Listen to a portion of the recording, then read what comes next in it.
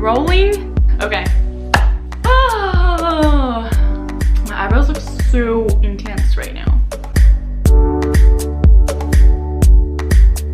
Hey guys, it's Caroline, and today we are talking about heartbreak. So as some of you know, I went through a breakup at the end of last year after a 6-year relationship, and I just celebrated my 10-month breakup anniversary, I guess. So I was thinking it could be super helpful for some of you if I shared how I personally moved through my heartbreak, healed from it. I can say I'm 100% moved on. My life is completely different, and I'm so grateful for my breakup. I just feel like it's one of the best things that ever happened to me, which is so weird to say. And like, if I talked to myself 10 months ago, I would be like, are you, what?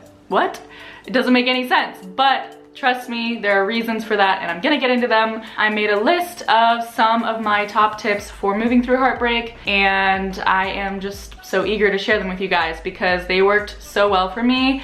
And I just want to start off by saying, if you're going through heartbreak right now, I completely understand what you're feeling, and I wish I could take that pain away from you. But having gone through that myself, I can just say with time, I promise you, it will feel better, it will get better. I know that's so cliche to say time heals, but it really does. That being said, my first tip is go no contact. Even if you do have a mutual breakup and you've just decided you're not meant to be together anymore, you still need that time apart as individuals to heal, to figure things out, to move through all the emotions and feel all the feelings without that person in your life. So I would say go 6 months no contact, and then if you really want to maintain a friendship, you can reach out again after that point, but you really need that time on your own to really figure out what you need and who you are without that person, because a lot of times if you keep them around as a friend, you're preventing yourself from doing that inner work and that healing that needs to be done. So once I went no contact, it took about, let's see, 4 months for me to really feel like, okay,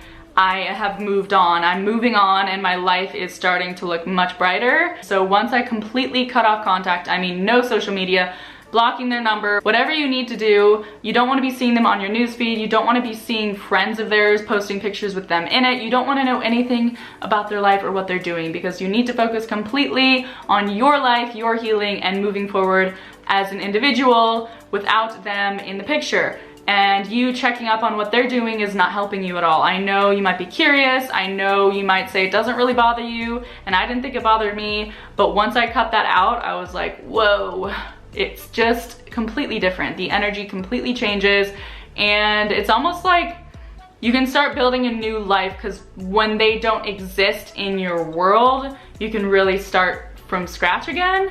And as long as you're maintaining their presence somehow in your life, even if it's on social media, a part of you is still holding on to them, even if it's subconscious. So no contact, at least 6 months, block on everything, and tell them if you need to, you know, look, I'm doing this for my healing, no harsh feelings, I just need this time and space to heal on my own, and they should understand that. Another thing is, at the beginning when I was going through the deep depths of the heartbreak, when it just hurt to do small little things, I just felt like I was walking in a shell and didn't know who I was or what the purpose of my life was, I decided to make a list of promises to myself. Small promises, very easy to get done, but big enough that I felt like I was moving forward. So the first promise was to make my bed every morning. The second promise was to get out of bed before noon every day. The third promise was to call at least one person who loves me every single day. My fourth promise was to move my body at least 20 minutes a day outside of my house, get fresh air, go for a walk, go for a run, just do something to get my body moving.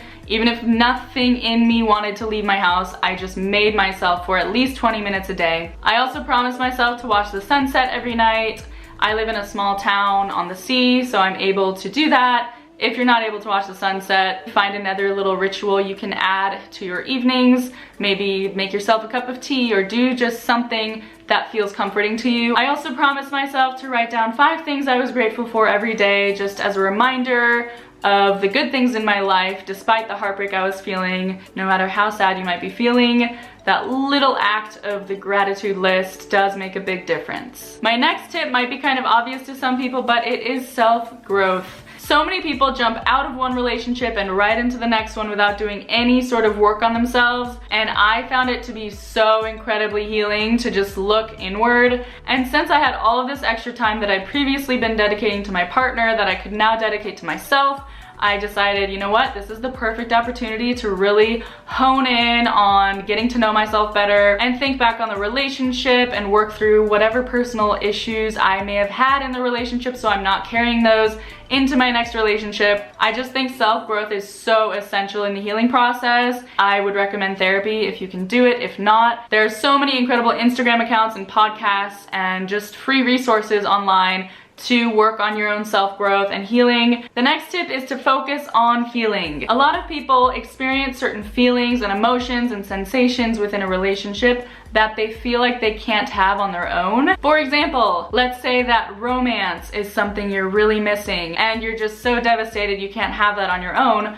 Well, you can. It's of course a little different, but you can still find those feelings of romance by yourself. So have a candlelit dinner by yourself, have a sensual bubble bath by yourself. Do things on your own and realize that the feeling is still there. You don't need another person to experience it, and you can find that feeling on your own. Let's say playfulness or spontaneity. Those are some other feelings you might associate with your previous partner. Remember that those feelings are not owned by your previous partner. Yes, you may have had plenty of experiences with them where you felt those things, but they do not have the right to take those from you just because the relationship's gone. You can bring those with you and you can have those on your own, completely independent of a relationship. The next tip kind of goes off of that, and it is to date yourself.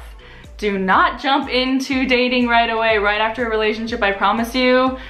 Most of the time it won't work out and you will bring your problems from the previous relationship into your new relationship if you don't work through things and spend time with yourself first. So date yourself, go to the movies, go to dinner, go on a picnic in the park, and like get to know yourself through those dates. Spend time with your thoughts. It's a very beautiful way to remember that you don't need a partner in your life to go on dates, and you can still have a fun, exciting, and adventurous life without that person. My next tip is to rediscover yourself, which is so important. Remember that before your relationship, you knew who you were and you loved who you were without that person. And there were so many things you were excited about in life besides your relationship before you met that person. So try to rediscover those things and bring them back into your life if you lost touch with them while you were in your relationship. And remember the things that make you you and the things that made your ex-partner fall in love with you, because at the end of the day, those are things you should hold on to no matter what, but we tend to get so lost and caught up in relationships that a lot of times people will just leave those things they loved behind in order to spend more time with their partner, and they end up abandoning these parts of themselves that were so essential to who they were before their relationship. So if you can find those things and just be intentional in bringing them back into your life, I promise you, it will make such a difference in your happiness. For example, I was really into music and songwriting and playing instruments before my relationship, and I slowly lost touch with that over the years until I almost never would sing or play, and I felt that emptiness of not having that in my life. And now it is such a huge part of my daily life. I'm writing songs again, I'm singing again, I'm performing again, and it feels incredible. So definitely do what you can to bring your old passions and things that excited you back into your life, because those at the end of the day are the things that are gonna make you feel alive and make you excited for the future. The next tip is to nurture yourself. By nurture yourself, I mean nurture your emotions, let yourself feel the feelings, don't distract yourself. Make sure you take some time to really sit with your emotions and feel them, because if you don't let them move through you, they're gonna come out again at some point or another, so it's better to just be present with them. let yourself feel the pain and the hurt and the loss and the grief, then you will move through them much quicker and your life can keep moving forward. Nurture your body, take care of your body, work out, eat healthy, drink water, tune into your body each day and ask yourself what you need to feel better, to feel healthier. So my next tip is something you should wait to do until at least a few months after your breakup, because you want to make sure you've already done some self-reflection and just overall healing from your past relationship. This final tip is to get on dating apps. Basically, when you're in a relationship for so long or even for a short time, but you think this person is so special and you're never gonna find anyone else, once you get on dating apps, I promise you, you're gonna be like, what? I mean, I guess I was out of the dating game for like 6 years, so I was just like, who's even out there? What are the chances I'll find someone? But once you get on these dating apps, like, I wouldn't recommend Tinder. I don't know, it kind of has a bad rep. I guess it depends what you're looking for, but if you're looking for actual dating, I would say Hinge or Bumble or OKCUPID. Once you get on these apps and realize how many successful, beautiful, smart, interesting, funny, wonderful people are out there, you really stop thinking about your ex-partner as much. When we go through a breakup, we tend to just assume there's no one else out there because we haven't really been looking, because we've been in a relationship. But once you get on these apps, it changes everything. It really changes everything. So I would encourage you to go on dates if you can once you meet someone that you're kind of interested in, just to kind of get yourself back out there slowly.